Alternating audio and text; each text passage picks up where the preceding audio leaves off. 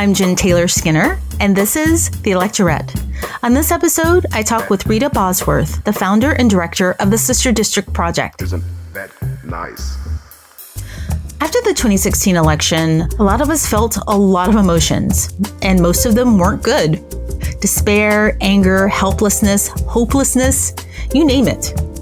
But today's guest, Rita Bosworth, used those emotions as fuel. She founded the Sister District Project, and that's an organization dedicated to turning states blue by winning state legislative elections. Because as she reveals in this conversation, that's where the real power is. If we want to stop, say, extreme partisan gerrymandering or stop those draconian abortion restrictions to climate change policy, state legislative races is where the focus should be. The Sister District Project was founded and led by women, including women of color, and 4 out of 5 of them quit their jobs to work with Sister District full-time. I really love this org. After the 2016 election, I felt particularly helpless because I live in a blue state. The Sister District Project was actually one of the first orgs that I signed up for in 2016. It was a way for me to get involved on a national level, and it helped me feel less helpless. So this interview is particularly special for me. Here is Rita Bosworth explaining the early days of the Sister District Project and how she got started. I just want to talk about where you were in 2016, where you were emotionally and professionally. What made you start it? Because you started right after the election, right? I did. And, I actually was not involved in politics or campaigns up until the election. I'm an attorney. I was a public defender for 12 years and happily defending the public with that job when the election happened. I certainly feel that I was pretty informed about what was going on, but I was not the person that had been working on campaigns or canvassing for candidates or anything like that. And I also live in a very blue area. I live in the Bay Area in California. So when the election happened, we were all hit with, it felt like a gut punch. It felt like you couldn't breathe. It felt like, what has happened to our country? What is happening to our world? Who are these people that are electing this man? And because we were surrounded by progressive Democrats in our areas, it felt even more unfathomable that this was happening in the country that we loved. So what struck me was a couple of things. First of all, in California, we actually had a great year in 2016. We elected a supermajority of Democrats to our state legislature. We were choosing between 2 Democrats for our open Senate seat. So no matter what, we were going to send a Democrat to the Senate. And yet that seemed to be completely at odds with what the country had decided in the presidential election. But that's not actually true because Democrats actually are a majority of the country. We won the popular vote by almost 3 million votes. We just don't have a majority of electoral power. And that's what I really fixated on was why is it that the majority of the country is being ruled in every branch of government by the minority of voters? That didn't sit well with me. The other thing that felt very acute was that there were lots of people just like me who lived in these deep blue areas who wanted to do something, but weren't sure what, because we already called our congressperson and our senator. They agreed with us. We had elected them. That's what everybody says to do. Call your representative. Well, we can do that, but they're already there. So what else can we do? My congresswoman has been in Congress for a couple of decades. She's great, but she's going to win with 70% of the vote every 2 years. She doesn't need me to canvass for her. She probably doesn't need my $50, but I can canvass for somebody. I can give $50 to somebody. I want to do it for somebody where it's going to make a difference. And that's how I came up with the idea of Sister District. We need to organize the people primarily who live in these deep blue districts and channel those resources to places in other parts of the country where the Democratic candidate is in a competitive election and they need a boost in order to win in a race that is strategic for Democrats. And so that, I literally it was a week after the Trump election. I was sitting on my couch at home with my laptop. I built this website and just put it up into Facebook, into the internet. And it really caught on because I think a lot of people were feeling the exact same way that I was, which was, I want to do something, but what can I do that is going to be strategic? And this was what I came up with. Oh my God. I love that. I love you. I love that story because that's exactly how I was feeling. I mean, you were mirroring my feelings, in California. I was in Washington, and you picked up your laptop and you built a website. And I mean, it must have happened. I mean, it felt like it was lightning fast, because I remember after those few weeks, I was looking for something, and I don't know how I came across this district, but I came across it. I signed up. And so I was looking through my email last night to see, exactly when I signed up. And I found an email from February of 2017. Now that's 4 months after the election. And I remember getting a welcome email, welcome to, Sister District. And, that was great. Shortly after that, I got an email about your first electoral win. If I remember correctly, it was in Delaware. There was a Senate race, Stephanie Hansen in Delaware. And I just want to emphasize again, and you can correct me on the dates, but this was just 4 months after the election. How did you manage that? It is wild when you look back at the timeline. I mean, I think right after the election, we were all in a different state of mind. These were not normal times. And so I think we all did things that we might not have otherwise done. I mean, I ended up leaving my job and changing careers. Like, that's not something I ordinarily would have done or would have even thought I was going to do. But it was a moment in time where everybody was so scared and anxious and desperate to do something that it happened, So I built the website. I actually didn't know the other co-founders when I built the website. We found each other on the internet. We found each other through the website. And pretty quickly, we started building an email list and figuring out a plan for what we wanted to do. So really, even by December, we had this plan of sistering groups of volunteers with important races. And what we actually focused on was state races. And I can talk a little bit about that. We don't do any federal races. We focus only on state legislative races. And again, I came into this without having worked in politics. So my first thought was actually, well, we should do this sistering of volunteers to flip Congress. But the more I talked to people, the more I learned about the landscape, the more I realized that we will never flip Congress in a long-term and sustained way unless we win back the states, because states control redistricting. Now, that's a big topic right now because the Supreme Court just issued an opinion on partisan gerrymandering where they said that it's completely fine. That is the reason that in so many instances, Republicans are able to hold on to control even if Democrats get a majority of votes. It's because they have very smartly taken control of the states. And once you have control, you can really draw the maps to keep yourself in control. It's a completely insidious and anti-democratic process.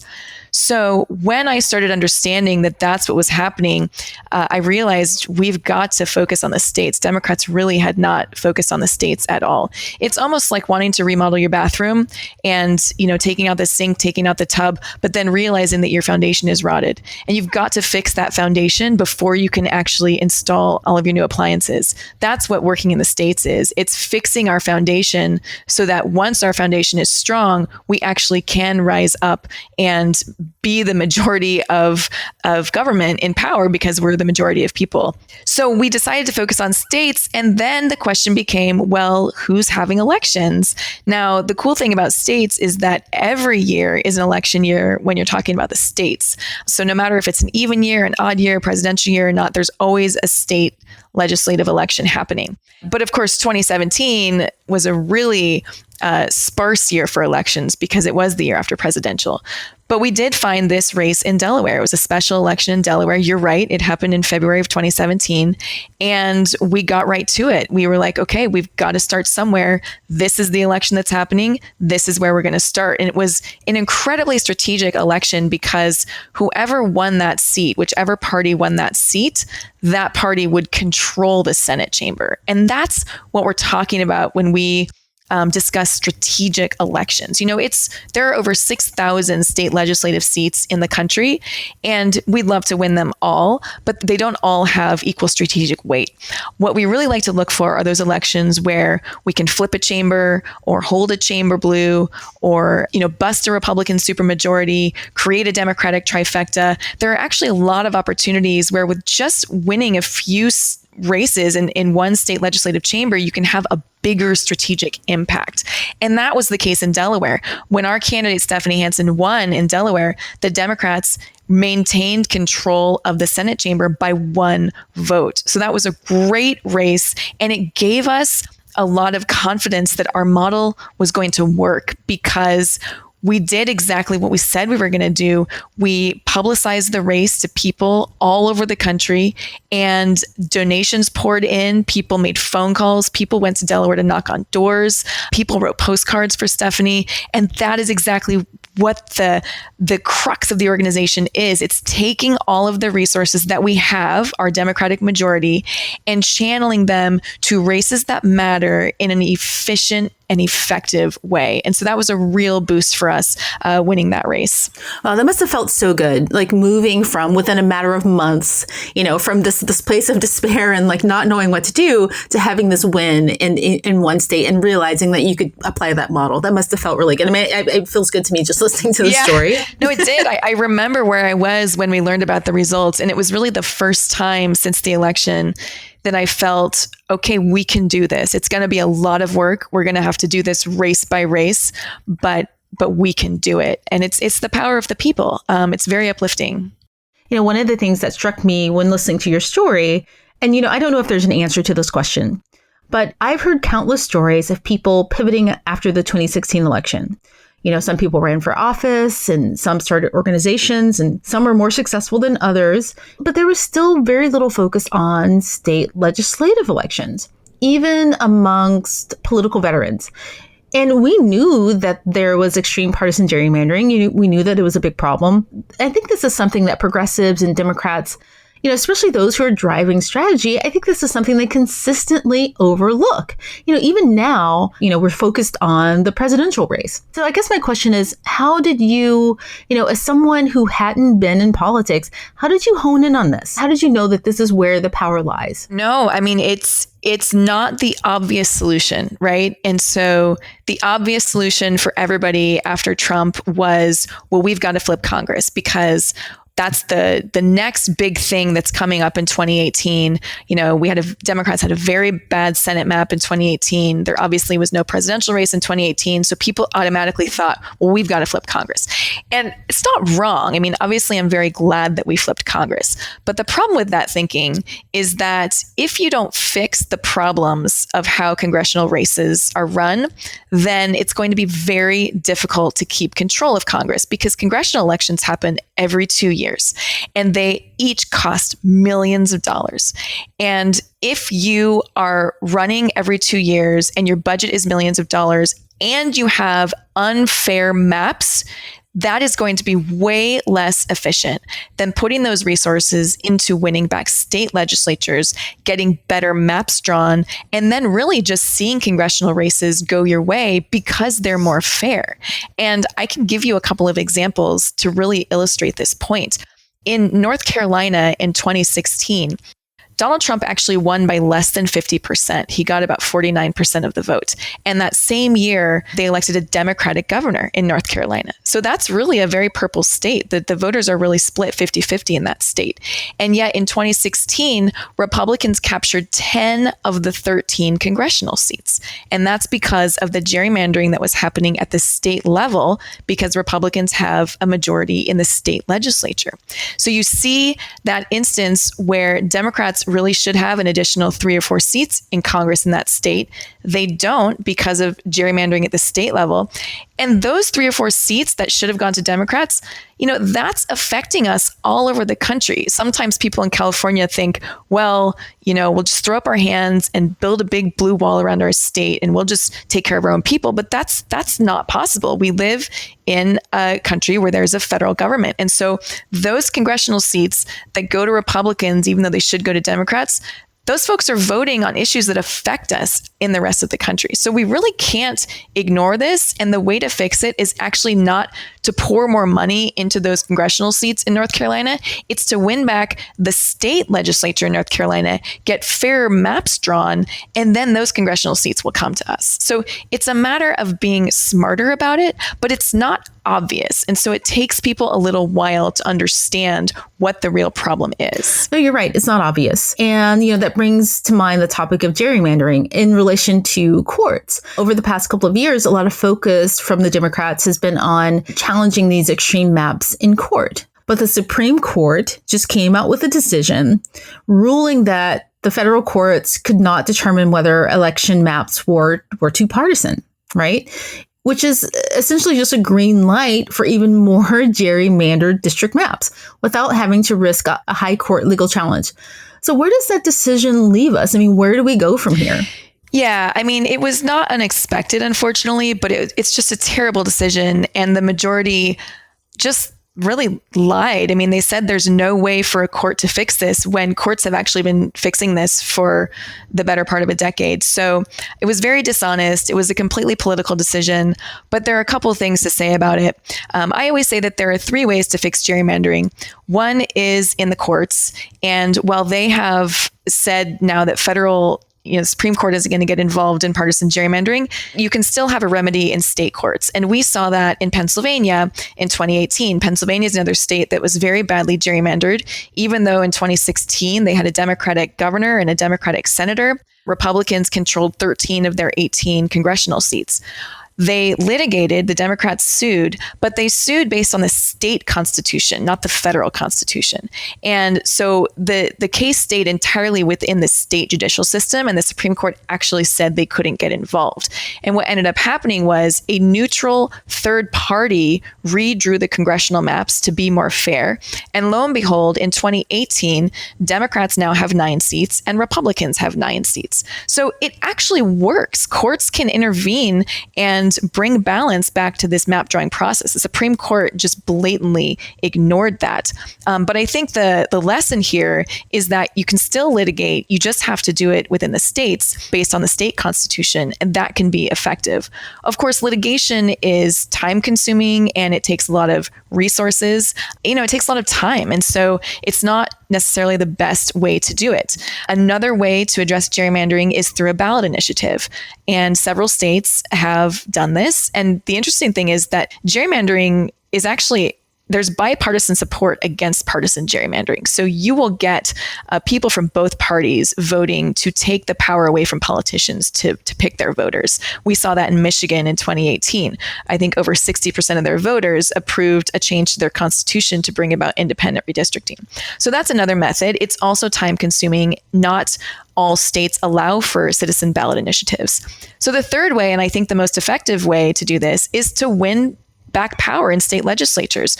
Part of the problem with court decisions and ballot initiatives is even if you win, those go back to the state legislature to be interpreted. And if the state legislature is controlled by Republicans, they're going to do everything they can to not implement those policies. And so really, the best way to do this is to win back power in the state legislatures. And that's what we focus on. Is there an example where, something's been decided by the courts or by a ballot initiative where they haven't actually implemented it?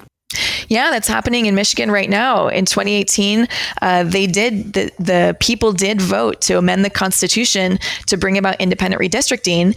And yet the Republicans who control the Michigan legislature are now trying to pass a number of laws that would restrict the initiative and make sure it doesn't go into effect. I mean, we're also seeing that in other contexts. I know that in Florida in 2018, the voters passed Amendment 4, which was the initiative to restore voting rights to felons. And yet the state legislature that is controlled by Republicans has now passed a law saying that you can't vote unless you've paid all your restitution and all of your fines, which for many people are just insurmountable challenges. And it was not what the ballot initiative was intended to do. So we're seeing time and time again how no matter what you do, if Republicans control state legislatures, they're going to do every single thing they can to prevent any of these policies, even if they are court ordered or voter mandated, from taking effect. Right. It just seems like one party is just not going to follow the law. And so you have to keep them out of state offices or state positions to, I don't know, it just seems like a never ending problem.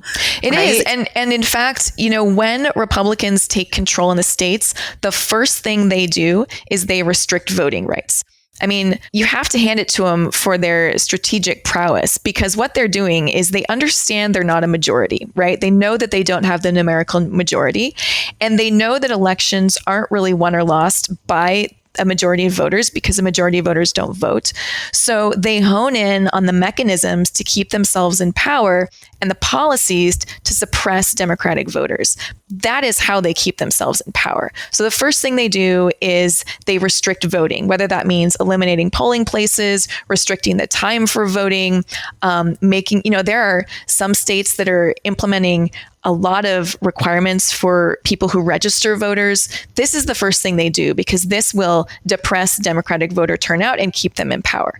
Then they gerrymander the maps to make sure that they are choosing their voters and not letting the voters choose the politicians. So they don't go after policies when they first get into power. They go after the mechanisms of keeping themselves in power. And there's something to be learned from that. When Democrats get into power, we should be expanding the right to vote, which is happening in many democratically controlled states. The problem is that the Republicans have so much power in the states right now that we're seeing a lot more voter suppression than ability to expand the vote. Right. I don't know if you've read Carol Anderson's One Person, One Vote. I've read excerpts of it. It's really good. So we talked about this exact same thing because she goes over the history of voter suppression in that book. And we talked about the fact that at some point, it just seems easier to focus on policy than to spend so much time and energy and money keeping people from voting. Mm-hmm. Just logically, it seems like that would be the case, but it's working for them, right? Yeah. Yeah. And it's, there are so many people that like to think that, both parties are equally bad or both parties do the same tricks. And it's just not true. It's not that Democrats are perfect. We have our flaws. I mean, Democrats gerrymander as well. That's something that happens on both sides. But when you look historically at what the parties do when they get into office, it is true. When Barack Obama was elected, he tried to work in this bipartisan fashion to get healthcare approved. When Republicans get into office, the first thing they do is try to make it harder for Democrats to ever get in office again. That's just a fact. And it's a sad commentary on politics today, but it's something that we need to understand with eyes wide open, and we need to start making sure that we're taking appropriate measures to combat that. So do you happen to know what the state legislative balance is right now, percentage-wise, between Democrats and Republicans? Oh, overall, I'm not actually sure overall, but I will say that right now, Republicans have 22 trifecta states, which is a state where they control all three branches of government. So the governorship, the state Senate, and the state legislature. And Democrats only have 14 trifecta states. And so when you're wondering, why are we seeing all of these horrible bills passed at the state level? It's because in 22 states, Republicans have unilateral power. There's literally nothing that can stop them from passing all of this legislation. And I will say, we started Sister District with the understanding that we had to win back power in the states in order to reverse the effects of gerrymandering and win back basic fairness in state legislatures and Congress. But another big reason we do it is because states are so important from a policy perspective. And people are starting to understand that as well, because we're seeing the federal government do nothing or even reverse rights that we've had. You look at healthcare, you look at reproductive rights, you look at voting rights, you look at the environment, gun control. None of those things are going to be protected at the federal level going forward for a long, long time because of the makeup of the Supreme Court. So all of those things are going to go to every single state. And the most obvious example is, of course, all of the laws restricting abortion that we're seeing pass through with flying colors in all of these red states. Unfortunately, that is going to be the new norm. The Supreme Court is going to eliminate more and more protections federally. And that means every state is going to have the ability to make those policies. Now, we are seeing a few democratically controlled states expand abortion rights, and that's fantastic. But the flip side is that we're seeing many, many red states try to restrict it or eliminate it entirely. So our country is moving in a completely different direction than we've been in for a couple of decades. And people need to understand that the states are becoming so important, both for the gerrymandering and congressional representation, but also for these policies that affect people every single day. Right. That's really interesting because that's another reason why I'm really excited about your org, because, when those abortion decisions were coming down, right, the restrictions, people say, oh, I'm going to fight really hard for whoever wins the nomination for the presidency. I'm going to fight to get Donald Trump out of office, completely ignoring what's happening at the state level. Right. Mm-hmm. I mean, and that's actually where this is all happening. Right. Not that we don't need to get him out of office. I mean, we do need to get him out of office. Right. But I mean, still, if you don't focus on this, then that doesn't really change the trajectory of these decisions very much. Right. And I hope people are starting to understand that, a lot of people don't even know who their state legislator is because that's not what we see in the national news. That's not what people are talking about.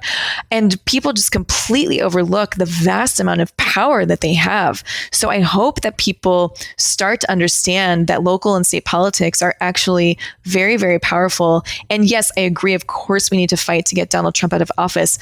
The nice thing about participating in state elections, though, is that you can do both. If you're volunteering for a state candidate and you get somebody out to vote for their state legislative candidate, they also can vote for the folks, the Democrats running at the top of the ticket. That doesn't always happen in reverse, because if somebody doesn't know the name of the person running for the lower level offices, they might just leave that part of the ballot blank. But you can really do a lot of good layered get out the vote work by working for local and state candidates.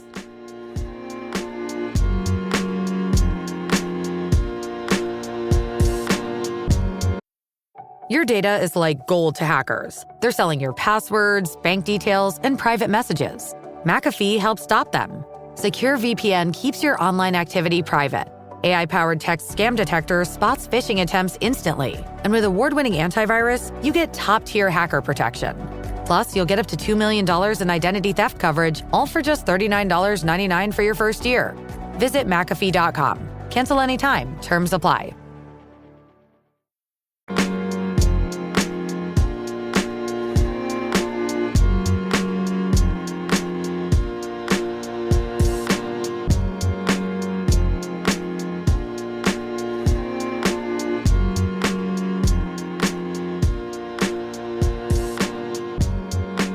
So you said that in 2019 and 2020, that may be our last chance, right? And I think you mean in relation to the census and the redrawing of the maps. What did you mean by that? Like, why is this our last chance? Yes. So we are specifically calling 2019 and 2020 our last chance races because exactly what you said, the census is taking place in 2020, which means that in 2021, all of the states, every single state is going to redraw their voting district lines, and those voting district lines are going to be in place for the next 10 years. So, and again, in 34 states, it is the state legislature, the political party in power, that gets to draw those voting district maps. And so we have to win as much power in the states as we can in 2019 and 2020 in order to make sure that we have the leverage to draw those maps fairly, which are going to influence our districts for the next 10 years up until 2031. So that's why we're calling these our last chance races. This is really the final push to win back that power in the states that's going to keep having an effect for years to come. So how many of those seats can we realistically win? You said there are 34 between 2019 and 2020. Well, there are 34 states where the state legislature controls redistricting. I think there are 7 states that only have 1 congressional seat. So districting doesn't matter because they don't have enough people to even draw a district. And then there's a handful of states like California or Arizona that have independent redistricting in some manner. There's independent redistricting. There's some states that don't need it, but in 34 states, it's the legislature that's controlling the lines. What we are focused on are those states where the legislature controls redistricting, where we have a shot at flipping those chambers blue. So part of this depends on who's having elections. This year in 2019, the big state having elections is Virginia. Virginia is another one of those states that will blow your mind how badly gerrymandered it is. Virginia should be a blue state. It has a Democratic governor. It has 2 Democratic senators. They went for the Democratic presidential candidate the last 3 election cycles. They went Obama, and Clinton by 5. And yet in 2016, Republicans controlled 7 of their 11 congressional seats because of the gerrymandering in the state legislature. So it's one of those states that should be a blue state. It's just very hard to overcome the entrenchment of Republican power. Now, in 2017, we were in Virginia in a lot of seats, and we did great. We brought Virginia within 1 seat of flipping their House of Delegates. Now, keep in mind, and this is another example of the power of gerrymandering, Democrats actually had 10% more votes than Republicans in 2017. So Democrats voted by 10% more than Republicans. And yet Democrats couldn't even flip the House of Delegates. I mean, that's the power of gerrymandering. Democrats didn't have to win by 1 vote or 1 seat. They had to win by 10 points in order even just to bring it to 50-50. But we did bring them up to 49 out of 100 seats. So we almost brought them to 50-50. And Virginia's having elections again this year. They have their elections in the off years. So we're in a really good position this year in 2019 to flip the House of Delegates in Virginia. And the Senate is also up in Virginia. And we actually only need to flip 2 seats to flip the Senate. Virginia should be a true blue state. And so, it's going to be tough because this is what gerrymandering does. It makes these elections tough, but I think we can do it. So that's our big focus in 2019 is to flip those chambers blue and turn Virginia into a blue state just in time for redistricting, which will be very, very important. And then in 2020, a lot of states are having elections. This is when most states have their elections. And, we are a mighty organization, but we're not that big. We have about 45,000 people across the country signed up through our website. And so we have to be strategic in picking the races that we are going to participate in. And like I said, we want to pick those races where there's going to be some higher level value for Democrats. We look for those states where we can flip a chamber blue by just winning, 1 to 4 seats, where we need to hold a chamber blue like we did in Delaware, or where we need to make inroads into these badly gerrymandered states to lay the foundation for someday flipping those chambers. We did a lot of work on that last year in 2018. We brought Pennsylvania up to be within just 3 seats of flipping. So now in 2020, Pennsylvania is going to be a prime state for us. We're going to try to flip that Senate. And there's a number of other states that also happen to be strategic presidential states: North Carolina, Florida, Michigan, Wisconsin. So it's not a coincidence that these states that need help in their state legislatures are also kind of the battleground states federally. And that's where we're going to be focusing our efforts. It's funny because I just learned about that Virginia race, or there's actually just, I think you said 2 seats in Virginia. Mm-hmm. And I, could have kicked myself because I was thinking, I should be paying attention to this, but yet I'm paying attention to the primaries, the presidential race. No, it's hard. This is not what we're reading about at all. What we're reading about is what did Trump tweet about, and how the Democratic primary candidates are polling when we're a year and a half away from the election, and that's kind of the sexy stuff, but that allows Republicans and political operatives to kind of win very important elections under the radar. And so that's part of our mission, is to raise the level of interest and dialogue and coverage of these state elections, which do matter so much. But it's not anybody's fault. This is not what we're reading in the news. So it really takes an extra effort to understand about these things. Yeah. So can you talk a bit about the decision that came down with the census, right? So the 2020 census is going to be printed without that citizenship question. How important is that? Like, when I talk to you in the scope of things, it doesn't seem as important as focusing on these state races. I just don't know how consequential that decision is, really. Yeah, that's a great question. It definitely is important. I think there are a number of angles here. The reason I think it's so important is because we are living right now in a time where the government is openly hostile to immigrants or people that weren't born here. And so the risk that people would not fill out the survey if they had to answer that question was very high. And of course, not collecting data about people who are not citizens in this country would harm communities and states that have high immigrant populations. There are some blue states, there are some red states with those populations. I think it was just malicious of the government, the Trump administration, to want to essentially exclude non-citizens from the census, which was their stated goal, we found out. And that's actually not what the Constitution says. The federal Constitution says every person shall be counted. It doesn't say every citizen. The Republicans, again, are thinking very strategically here, kind of that evil genius mode. And they solicited a study saying that if they only counted citizens, that would help them get elected, if they only let citizens get counted and vote. I mean, this stuff it's dystopian. You know, it so blatantly goes against what even the text of the Constitution says. So, you know, the interesting thing about that case for me was I was a little bit surprised it came out the way it did. I was pretty convinced. The Supreme Court has been very, very politicized. I think the only reason that Justice Roberts came out against it was because there was so much evidence that the Trump administration had just blatantly lied. They lied when they said they wanted that question to be on there so that the DOJ could enforce voting rights, which was just a lie because the DOJ hasn't filed a single voting rights action since Trump was elected.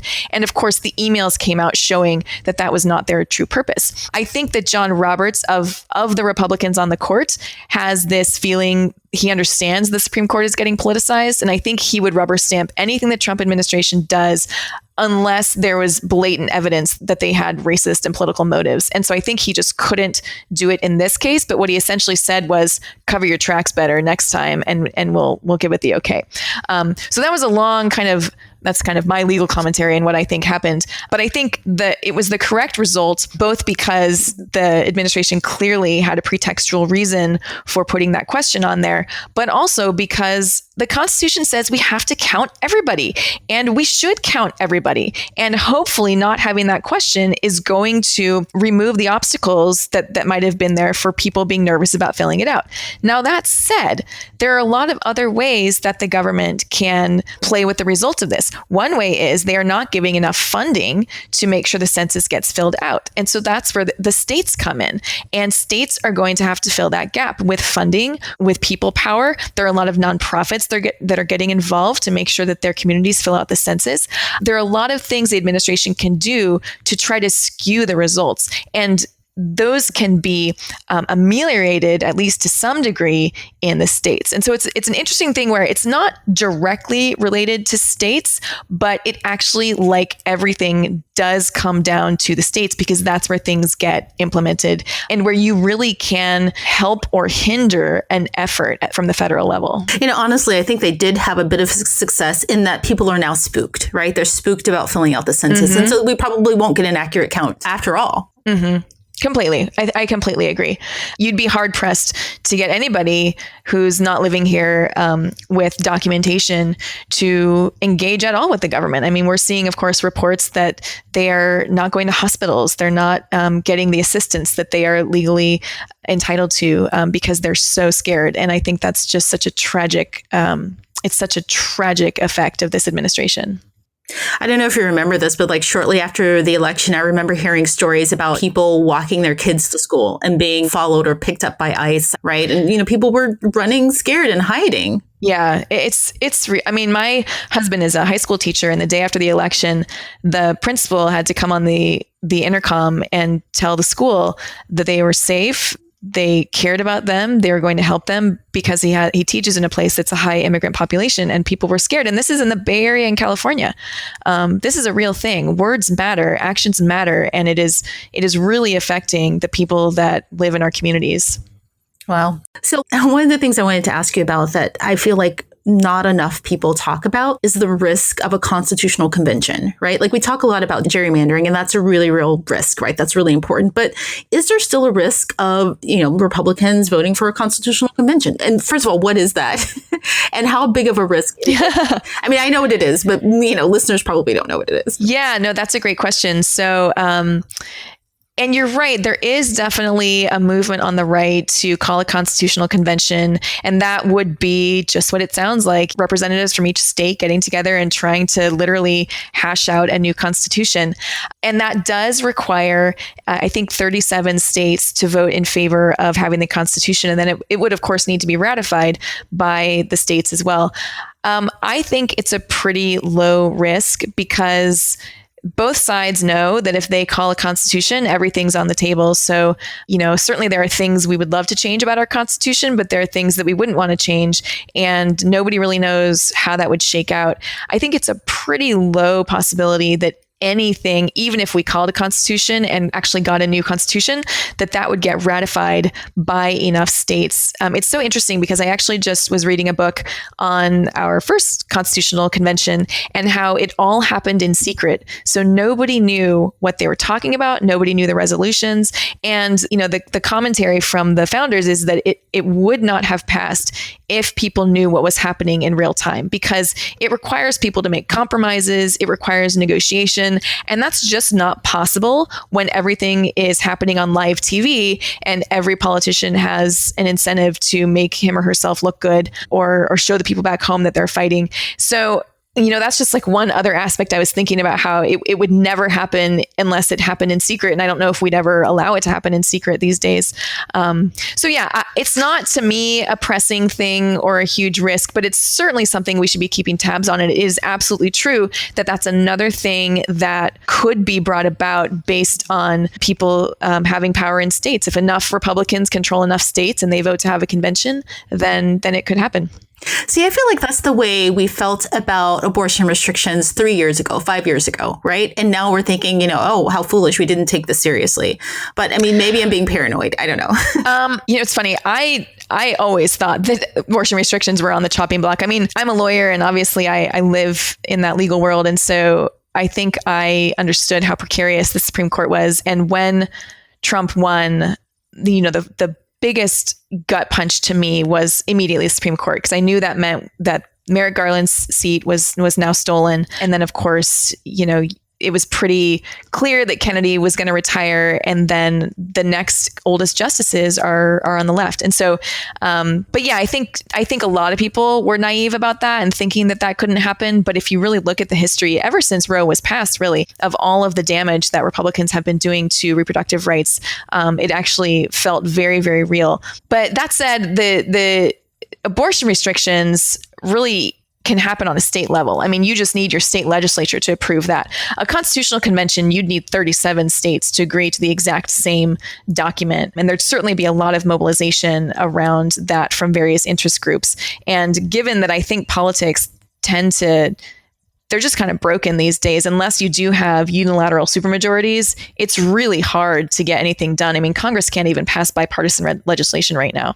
So yeah, I mean, I think it's certainly something to keep our eyes on, but I'm less concerned about it because even if we just proposed a constitutional amendment, like one change to the Constitution, I find that to be very, very hard to get through the states. We can't even get the Equal Rights Amendment past the states. So yeah, I guess maybe on the larger scheme of things, it's something that I'm not that concerned about. Yeah. Okay. So I feel like the primary is important, right? But I feel like we've got, a good 6 months before we really need to put any energy into, whoever's the nominee. What should people be focusing on right now? Because I feel like a lot of energy is being spent around the primary when there's really little we can do right now except, watch debates and, support our candidate and send donations. What should people be focusing on now in relation to state races? Yeah, I agree. I mean, I think the primary stuff it's interesting to read about and watch. I'm not involved at all because my focus is on what's happening now. There are elections happening in 4 months that will have great consequences for us everywhere in the country, specifically those elections in Virginia. And that's something that you can really do with your time. We have volunteers making phone calls. We have volunteers writing postcards. We have volunteers planning trips to Virginia to knock on doors for races that are happening this year that will have a really big impact. And I will say, on the presidential level, of course, it is important that we do everything we can to defeat Donald Trump. But I also don't want people to have the delusion that just because we put a Democrat in the White House, that everything is solved. I mean, the reality is that these problems that we are experiencing right now with the Trump administration have to some degree always been here. We just kind of brushed them under the rug because we felt that we had a Democratic president, and so nothing bad was going to happen.